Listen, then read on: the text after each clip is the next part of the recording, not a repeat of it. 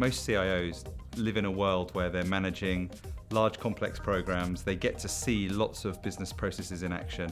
They also end up being quite good operators because you have to be responsive and reactive to what your organization needs from a technology perspective.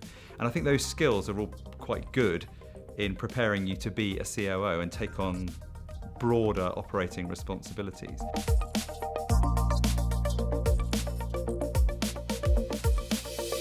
The other thing I'd say, most of the CIOs that I know and I meet are actually really good people in terms of having great business acumen, and therefore they're able to translate that when they come to do another role or a broader role. I measure success as perception of the people that consume the services. I think it doesn't mean I don't have dashboards, and we've got lots of dashboards and they show green, amber, red and all that kind of thing around projects and the stability of our core systems, but ultimately it comes down to people's perception, and it doesn't matter what my charts say. If people feel something is good or bad, I want to know about that, and I want to be able to respond accordingly. And people are not shy in our firm at coming forward with their point of view.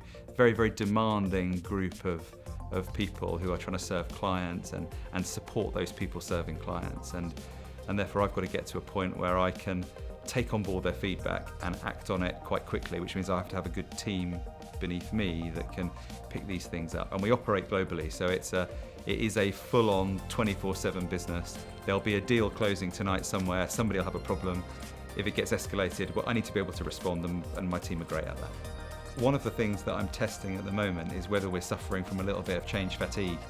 When I came into the role as the CIO, there were a number of things that I wanted to try and address, things that I wanted to fix. And our firm tends to run quite hot, so our lawyers are busy people. And therefore you only have a limited amount of change capacity that they can absorb and kind of adopt on an ongoing basis. And you have to be careful that you don't push too much at them too quickly, or things will get implemented but then not used, or you get the frustration of there's a new tool and no one has seen it before or heard of it. So creating the right path with milestone deliverables on it, signposting those to people, and then offering them a whole range of training, from drop-in clinics to floor walkers to desk drops to video. That's the way I've tried to address it, and the firm have been quite receptive, and I think we are at the cutting edge in some of the technologies that we're deploying. We are currently implementing a solution which massively enhances the search capabilities that people have in our firm. So where people would be working on a particular matter, so the type of work we do, we call them matters, they would want to know information that would help them come to the right conclusions and form the right decisions to help our clients. That might mean they need to know about other people in the firm, other work we've worked on, the type of information that's available in the market. They might also need to know information about pricing, similar deals we've done before. And historically, in order to get that information, you'd have to dip into lots of different systems. So we run a single global system for our enterprise management. But we haven't ever had an enterprise search that works in a way where you can tap into this. So you can now run a query which is saying, show me where we've done banking agreements in China where we had people who speak Spanish. And so we can pull up information that we couldn't previously pull up. And people in the firm really like that kind of thing because it makes their life faster. So I joined the firm around 3 years ago. And at the point that I joined, there's all this hype in the industry. AI is going to take over lawyer jobs, and we're going to be able to industrialize everything, and everything's going to become kind of routine and automated. And I haven't seen the impact of it in that way. Although what I would say about the tools is that the tools, we use some AI tools right now, they are progressing every year. They're getting a little bit better, and they can do a little bit more.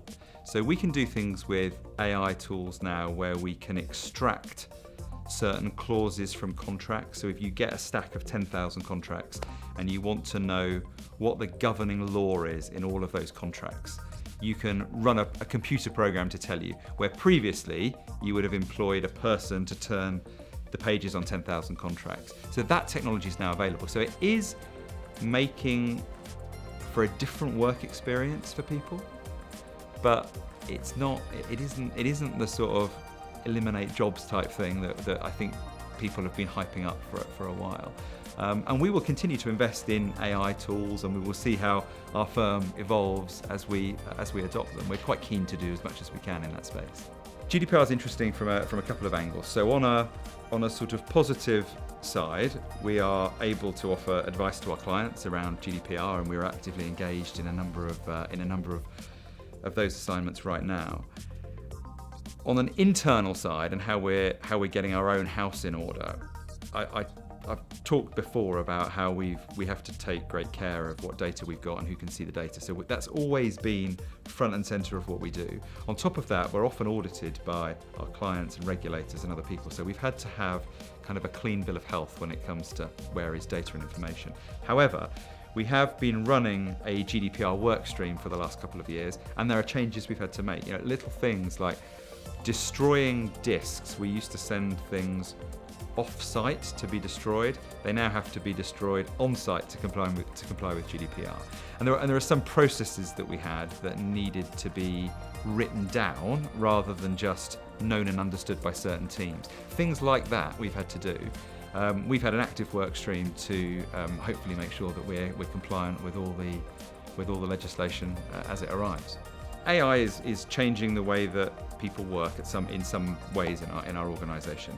We're also seeing more and more collaboration technologies. So the way that we are engaging with our clients is changing. I think it's slow, but there is an increased use of kind of video and online collaboration sessions.